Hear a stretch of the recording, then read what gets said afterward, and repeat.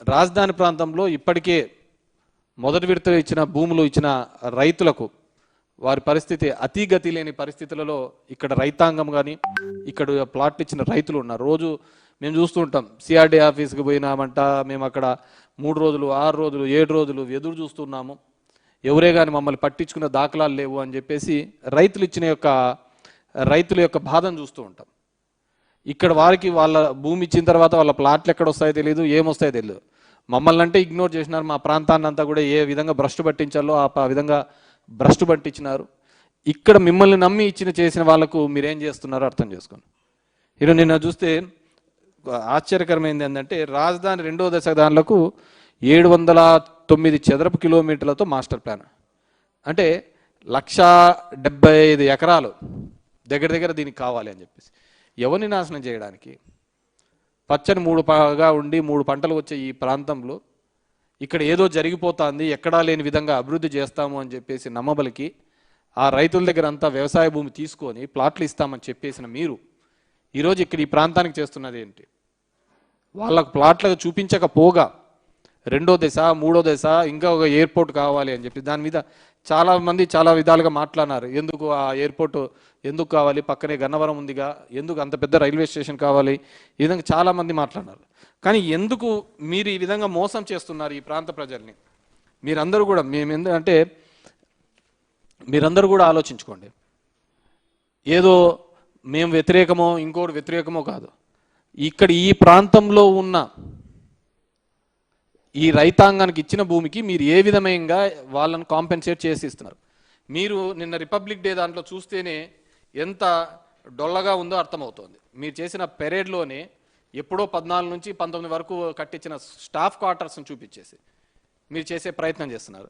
ఏమన్నా అంటే నీళ్లు పంప్సెట్లు కొట్టాలా, పంప్సెట్లకు 300 కోట్లు అవుతుంది, 400 కోట్లు అవుతుంది, 500 కోట్లు అవుతుంది.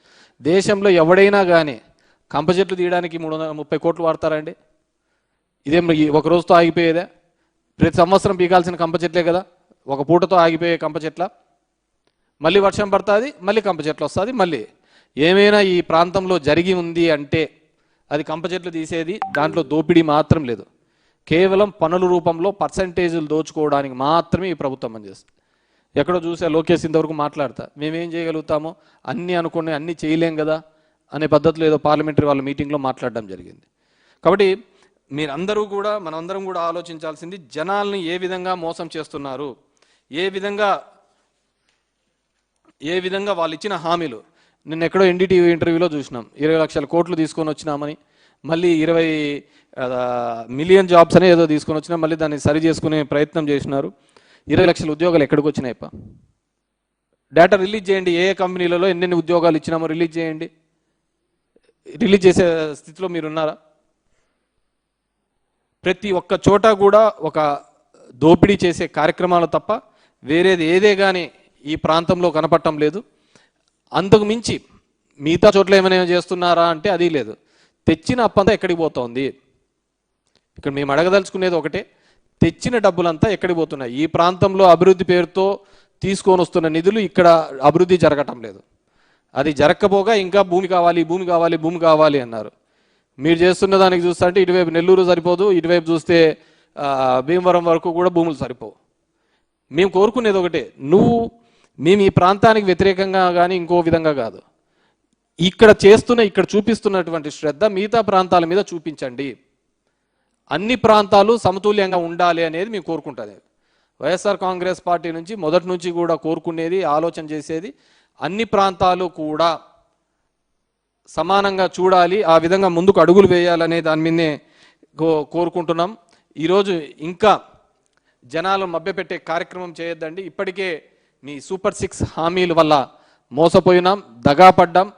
ఇప్పటికీ కూడా ఇంకా అంతా బాగుంది, కేవలం మీరు అటెన్షన్ డైవర్స్ కోసము ఏదో ఎక్కడో దోపిడీలు గొడవలు చేయడము, కేసులు పెట్టడము, దీనిల మీద చూపిస్తున్న శ్రద్ధ పరిపాలన మీద చూపించడం లేదు. పరిపాలన మీద మీకు అస్సలు కంప్లీట్గా అబ్జల్యూట్గా ఫెయిల్ అయినారు.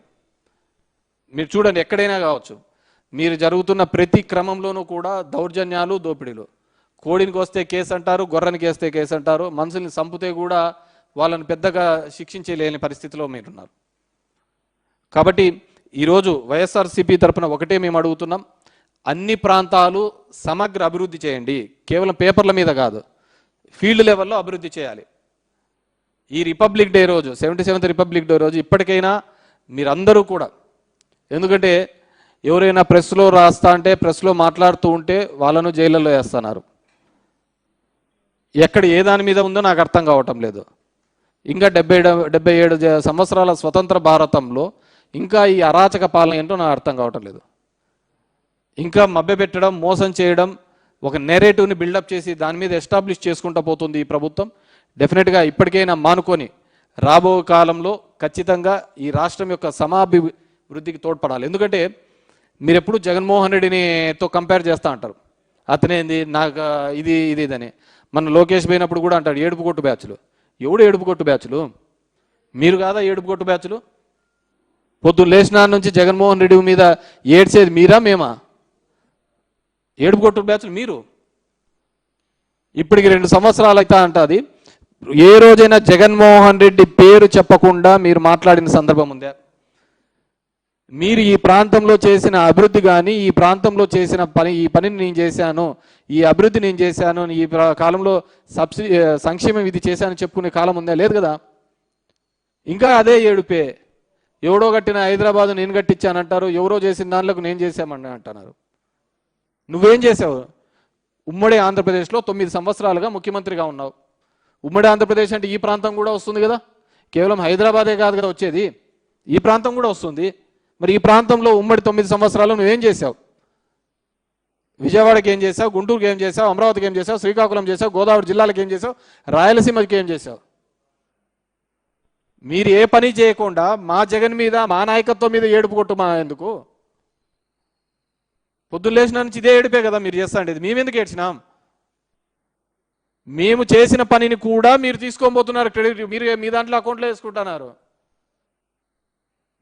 మేము మొదలుపెట్టిన పనిని కూడా మీ క్రెడిట్లోకి వేసుకుంటున్నారు. ఏది ప్రతి ఒక్కటి కొత్తగా మీరు తీసుకొని వచ్చిన సంస్కరణలు అంటూ ఏమీ లేవు. మన గ్రీన్కో దగ్గర ఇండస్ట్రీస్ దానిలో మేము తిన్నారు, దావోస్కు పోయినాం, గ్రీన్కోతో అగ్రిమెంట్ అయినాం. ఏమి ఏడ్చిరు మీరు? గ్రీన్కోలో తెచ్చడానికి అంత దూరం పోయినారు ఆ దావోస్ కని. మరి మీరెందుకు పోయినారు? మీరేం తెచ్చారు? అది టూర్ విజిట్కి పోయినట్టు పోతున్నారా? కాదు కదా. కాబట్టి ఇప్పటికైనా కానీ పరిపాలన మీద శ్రద్ధ పెట్టండి, లా అండ్ ఆర్డర్ మీద శ్రద్ధ పెట్టండి. మీరు ఇదే విధంగా బలవంతంగా నోటికొచ్చినట్టు మాట్లాడుతూ ప్రజల్ని ఇబ్బంది పడి చేస్తూ కార్యకర్తలను కేసుల్లో పెట్టించి నోరు మూపించాలనే ప్రయత్నం చేస్తే అది ఖచ్చితంగా మీకే రివర్స్ అవుతుంది. పబ్లిక్ చాలా తెలివైన వాళ్ళు, ఏం జరుగుతుంది ఎలా జరుగుతుంది అనే దాన్ని బాగా క్షుణ్ణంగా పరిశీలించే వాళ్ళు జనం. నువ్వు నేను అంతా బాగుంటుంది అనుకుంటుంటాం. ఈరోజు ప్రతి రంగంలోనూ కూడా, ఉద్యోగస్తుల్లో కావచ్చు, ప్రతి ఒక్కరిలోనూ కూడా ఒక నిస్సహాయత, ఏమీ చేయలేని పరిస్థితి. ఎవరైనా ఏమనంటే కేసులు పెడతారు, ఇంకోటి పెడతారు, ఒక భయం మధ్య బతుకుతున్నారు. మీరు జగన్మోహన్ రెడ్డి గారు బర్త్డే జరుపుకుంటా అంటేనే తట్టుకోలేకపోతున్నారే. ఈసారి అసలు ఎవరు ఏగాని లేదు, గ్రామాన్ని వాలంటీర్లుగా చేసుకున్నాను. అది మీకు రిఫ్లెక్ట్ కావటం లేదా? కాబట్టి దయచేసి ఈ ఏడుపు గొట్టలు మాటలు తగ్గించుకొని మా మీద ఏడ్చేది కాదు. మీకు అధికారం ఇచ్చినారు, ఎప్పుడూ లేనంత విధంగా మీకు ఈ రాష్ట్రంలో ఒక మ్యాండేట్ ఇచ్చినారు. ఆ మ్యాండేట్కి తగ్గట్టుగా రిజల్ట్ చూపించండి, ఆ మ్యాండేట్కి తగ్గట్టుగా పని చూపించండి. చాలా దానిలలో మేము చేసుకున్న పెద్ద అత్యంత తప్పు, మేము చేసిన పనిని మేము చెప్పుకోలేదు, మీలాగా అబద్ధం ఆడలేకపోయినాం. మా దరిద్రానికి ఏంటంటే అప్పుడు కోవిడ్ కూడా వచ్చింది, అక్కడికి పోయి శంకుస్థాపన కూడా చేయలేని పరిస్థితులలో ఎందుకంటే జనాలందరూ కలవలేక ఇక్కడ నుంచి మనం అన్నీ ఆపరేట్ చేసినాం. చాలామందికి తెలియదు. చాలామంది నా నియోజకవర్గంలో ఒక జిల్లేడు బండ అనే ఒక ప్రాజెక్టు 700 కోట్లతో అక్కడ పనులు జరుగుతాయని చాలామందికి తెలియదు. ఎందుకంటే అప్పుడు కోవిడ్ టైంలో జరిగిపోయినాయి. ఇరిగేషన్ ప్రాజెక్టుగా ఈరోజు రాయలసీమ లిఫ్ట్ అనే ప్రాజెక్టు ఎంతమందికి తెలుసండి? ఆ రోజు జగన్మోహన్ రెడ్డి గారు అంత పెద్ద ఎత్తున మొదలు పెట్టాడని చెప్పి మన రేవంత్ చెప్పేంత వరకు చాలామందికి రాయలసీమలో 70% మెంబర్కి తెలియదు. అవునా కదా? 17 మెడికల్ కాలేజీలు మేము అంతగా కట్టించాము, అంతగా చేశాము అని చెప్పేసి 60% జనాలకు తెలియదు. మేబీ ఆ నియోజకవర్గ ప్రజలకు తెలిసి ఉంటుందేమో.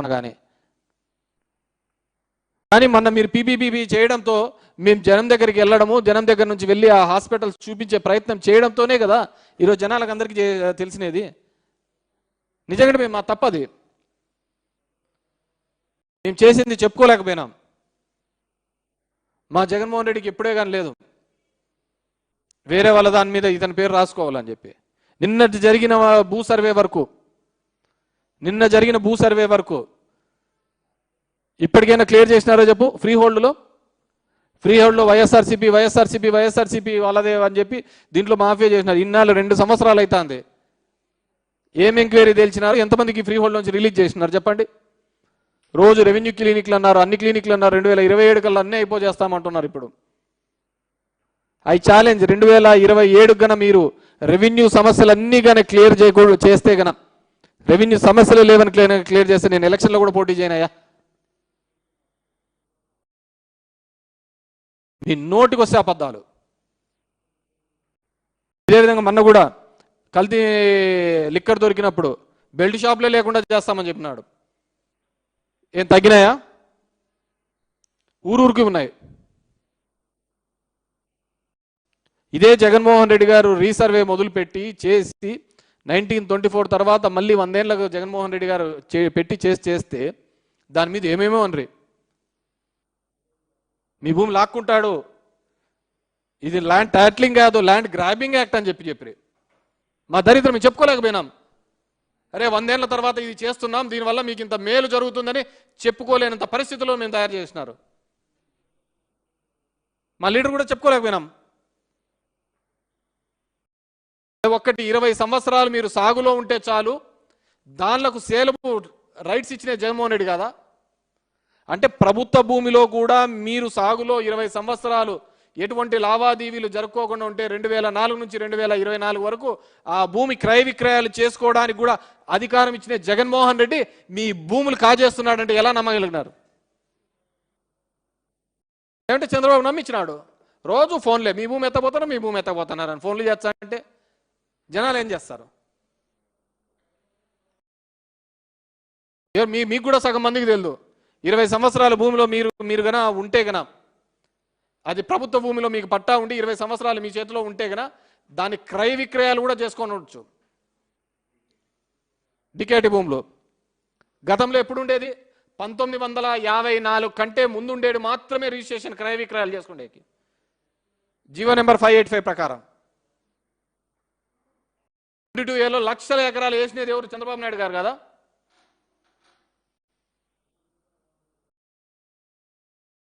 చంద్రబాబే కదా. దాన్ని 2016లో వేసినది చంద్రబాబు నాయుడే. 2018లో జీవో ఇచ్చినాడు చంద్రబాబు నాయుడు గారు. ఏమని? 1954 తర్వాత ఉండేటివన్నీ డిలీట్ చేయాలని. కానీ కాలేదే. కానీ జగన్మోహన్ రెడ్డి గారు ఒక 4 అడుగులు ముందు వేసి ఇచ్చినాడు. 20 అడుగులు సాగులు ఉంటే మేము ఇచ్చిన 31 లక్షల పట్టాలకయ్యా 10 సంవత్సరాల తర్వాత అమ్ముకోవచ్చు అని చెప్పి ఇచ్చినారు.